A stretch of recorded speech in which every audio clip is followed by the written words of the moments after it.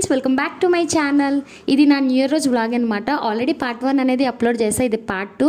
And పాప నేను ready అయిపోయిన తర్వాత చర్చ్కి అనేది వచ్చామండి, ప్రేయర్ చేసుకున్నాము. అండ్ చాలా పీస్ఫుల్గా ఉంటుంది. సో అండమాన్లో నేను వెళ్ళే చర్చ్ అయితే ఇది. చర్చ్ అయితే చాలా బాగుంటుంది.